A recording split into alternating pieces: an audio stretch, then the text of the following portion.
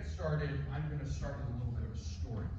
There's a bunch of presenters that are on a Zoom that couldn't be here in person, but I'm going to open up my Autism Law sweatshirt here and show off this S from Syracuse. I didn't go to Syracuse University, but there's a real meaningful reason why I'm wearing the S from Syracuse. Syracuse has a program, one of many programs across the country, where a special needs child, as an example, we have a special needs child in our family, can go to Syracuse University, audit a set of coursework, if they are the appropriate fit for the program for somebody with special needs, and get a certificate or a degree from Syracuse University, and have a real jump start on life, and an amazing opportunity. But if you live in Los Angeles, if you live in Sweden, I think some of us here are from Sweden, if you live anywhere around the world that's not a short driving distance to Syracuse, New York, you're going to have to get on a plane. And this is one of many examples why the foundation that I started, the Travel and Wiki Foundation, got its start. Because travel is imperative for so many reasons in life. Because of the ability to remotely work, and maybe if you want to get a job in a tech company in San Francisco, but you can never afford to live there, being able to live somewhere much lower cost of living, to be able to go off to college and get into a university program that gives you the financial aid you need, it has the most appropriate program for you, it's the ability to see relatives, it's the ability to have purpose in your life. The problem, as it existed, and I was speaking with AJ, and I don't see AJ in the room. AJ's from Pittsburgh. Pittsburgh Airport, and this is emblematic of the reason my foundation exists. Pittsburgh Airport has one of the most robust autism resources in the world inside the airport for the special needs community that has trouble with noise, crowds, stimulation, and the like. People even in Pittsburgh, was named after somebody who works for the airport as a child. It's named after his child with autism. Even in Pittsburgh, they didn't know it existed. Many of the community members, even though they spent over $1 million to build this amazing thing. And that's emblematic of the challenge. 20 million people, we'll talk about the numbers, alone, who are have non-visible disabilities in the United States alone. And there are so many resources in the airport ecosystem, and most people don't know. So that's why I built this foundation, and we started working a year ago with Terry, the executive director of NeurIPS, to bring this to fruition, to talk about AI research and machine learning research and computational neuroscience research from around the world, so that we all think about how your own focus area in AI can assist with stakeholders from around the world in thinking about the implications of AI and machine learning. Is it slides? So I'm going to talk without the slides, since the slides are having a little bit of a difficulty. Okay. So my foundation is called Travel and Wiki Foundation. It is a foundation surrounding non-visible disabilities. That is autism, ALS, Parkinson's, dementia, Alzheimer's, Down syndrome, cerebral palsy. We also serve like veterans, PTSD. What these situations and well beyond have in common is individuals who have something that we can't see, that may preclude them, that may make it nearly impossible to exist, to persevere, if you will, within a very overstimulating environment such as an airport. I'm so sorry. And what that means is that since we can't see it, many of us don't think about it. When we see a wheelchair and we see stairs, our geometry class taught us in our mind that we're going to need a ramp for the stairs to get the wheelchair from one level to another. But when we see somebody with autism, when we see somebody with cerebral palsy, Down syndrome, we may not even know the situation is present, and we have a very hard time just naturally, without any other information, understanding how that person experiences the world.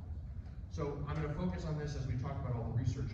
The reason we are having this workshop separately is that this is not something we necessarily see. And sometimes seeing sparks us to do things. So we have to lean in a little and think about the implications of neurodiversity and these non-visible disabilities. The other thing that is so common in these communities, in neurodiversity specifically, are communicative challenges. So a lot of times in life, if you speak up, you get. The more you advocate, the more you get. Well, autism presents itself often in certain situations. It's a spectrum. It's 8 million in the U.S. alone.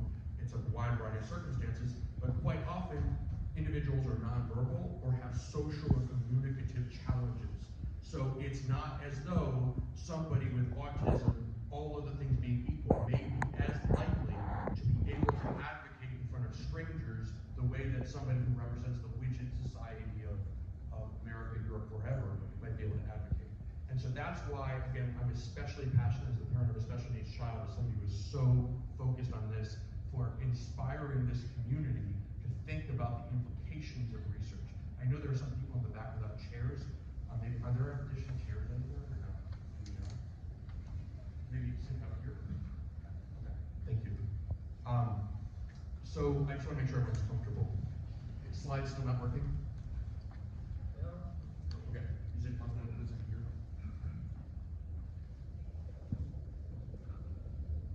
So what we're going to do right now is discuss.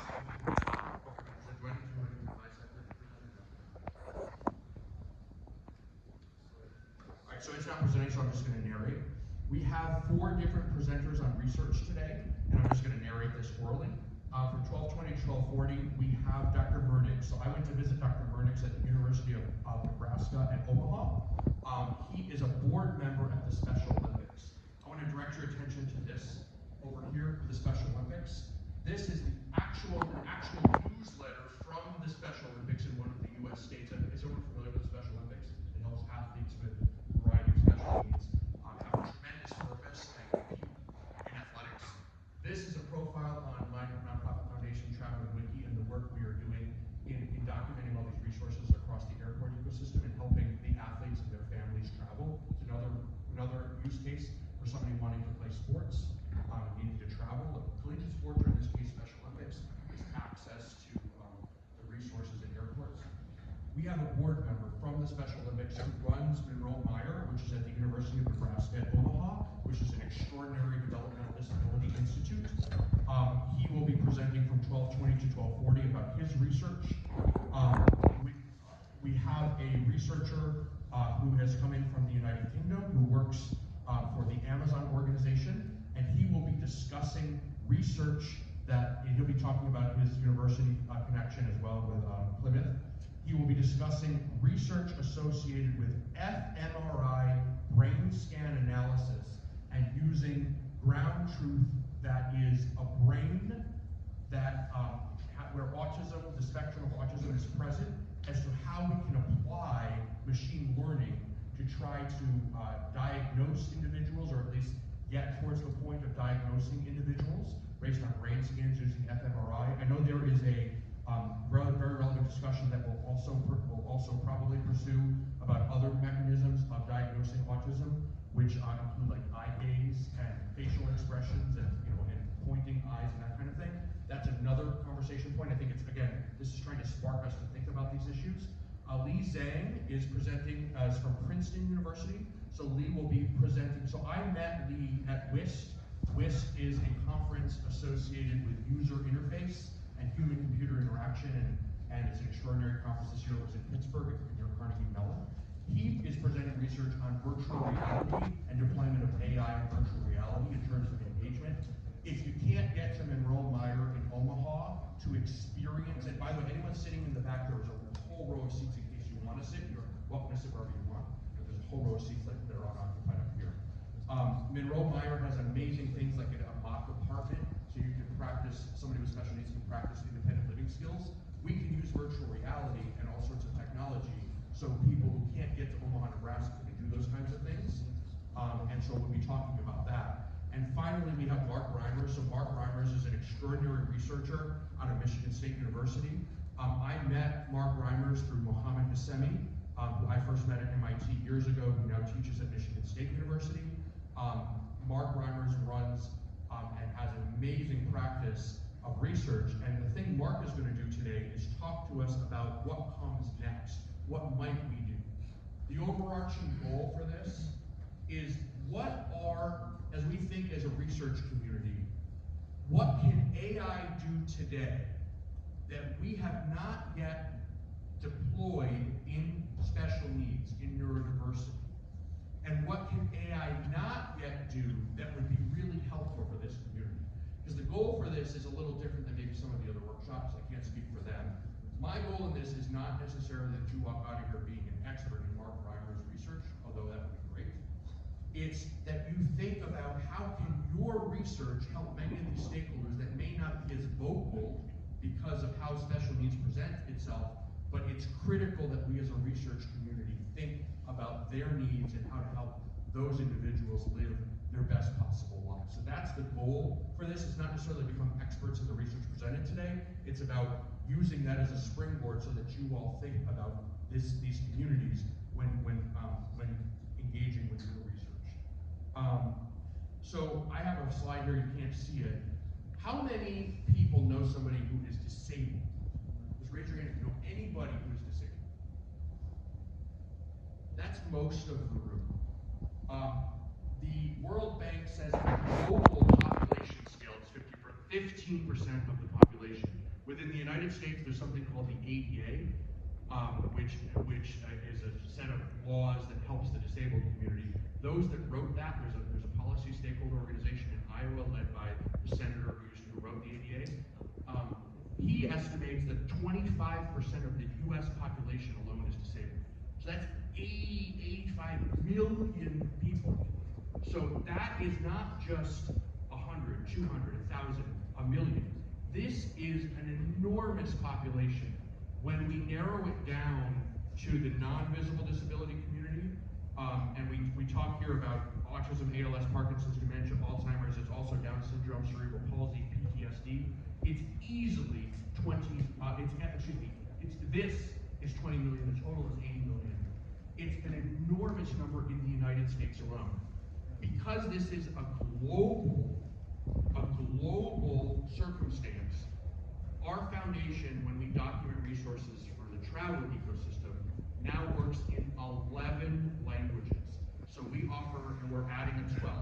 So we're in English, Spanish, French, German, Mandarin, Japanese, Hebrew, Arabic, Portuguese, Russian. I may have forgotten one. We're adding Korean for the Paralympics, somebody who speaks Korean in the Paralympics.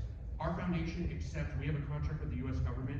We don't sell anything. There is no revenue on this. We're grant and donation based only. So we're not doing this to sell something to someone. We are doing this to offer a public service. To be, as the parent of a special needs child, as somebody that's deeply passionate about this, we're trying to help community members live the best possible lives, and we're doing it in as many languages we can possibly offer. We've been asked about Dutch. We do not yet have Dutch. We would like to add Dutch, but we are in 11 languages. We will soon have a 12th, hopefully 13th with Dutch soon thereafter. Just keep going. Like on the U.S. government website, on TSA, so what we do is for an organization to help people travel is on TSA.gov. So this is an official government website. This is not, a private website. This is the government of the United States of America. We are their sole resource for 20 million Americans with non-visible disabilities. The way travel works, and so many people are leveraging U.S. airports, it's actually a ton more across the world that leverage U.S. airports, but just people in the United States alone, we are the sole resource for 20 million. And in the January 2024 year-in-review innovation press release issued by the administrator of TSA, so this is the head of the whole agency who reports into, a secretary reports into President Biden, that person issued a press release, an innovation year-in-review press release saying out of 187 organizations they cited to Travel and Wiki Foundation specifically for this kind of work to help special needs. And that's a testament not only to what we've done, but what our board members and our scientific committee have done. Arthur, who I met at Princeton from his AI research, who's now at Waymo, has been one of our key stakeholders. Dr. Ghassemi at Michigan State, who I believe is, I don't know if he's in the room right now, but he has done so much as well to assist in what we're trying to do and help in these communities. This provides a current list of the resources we have on our website today. We hope to grow this by 5x soon thereafter. All of these resources, we repeat this 11 times if you go to travelwiki.com if you're interested. English, Spanish, French, German, Mandarin, Arabic, Hebrew, Russian. Like, we're trying to This is an example of how we list information. We include maps, where things are, how you can access things in the airport ecosystem. Again, going back to this example that I started with, I know we had so many people in the room. This is just one of many use cases. Syracuse University getting a certificate degree if you have special needs, but if you live in LA or if you live as Rose Marie does in the back of the room in Ghana, you would have to get on a plane to attend a university like Syracuse for that kind of situation. I've met with, I've met with about half of the Senate. We're trying to get to all the Senate. I've met with about 100 members of Congress. We're trying to get to everybody. But this is just an example. This is Jen Psaki, who was the press secretary at the Biden White House's Dean Phillips, who ran for the Democratic nomination for President Andrew Yang, Cornel West, Vivek Ramaswamy, Governor Hutchinson. It goes on. There's just some of the pictures. We're trying to, I want this to be available to everyone. Like the goal is to get to everybody possible and advocate and talk. Whoever, I'm literally in the Starbucks, I'm talking to the person next to me about special needs. Shut up. But in all seriousness, I'm very passionate about this, trying to get in front of as many people as possible. So that is, and this is just an example, like we're on social media. This is an example of us on social media in Spanish. I don't know if I can put that here. The resources. I'm bilingual. We also have a hotline that's a phone hotline that's in Spanish and English, so people can call and get advice for travel and some of these resources. But again, the goal for today is not specifically about travel. I want to empower this community with amazing research so that you all think, how can you go leverage your expertise, your interest in research to help those with non-visible disabilities? So we're going to hear from amazing researchers, not necessarily so that you, again, memorize their research. It's incredible that we get an opportunity, but also you think about how you can go solve some of the challenges you're trying to solve, as well as help the special needs community as part of this. So I'm going to, with that, turn it over virtually to Dr. Murnix, who is on the board of the Special Olympics.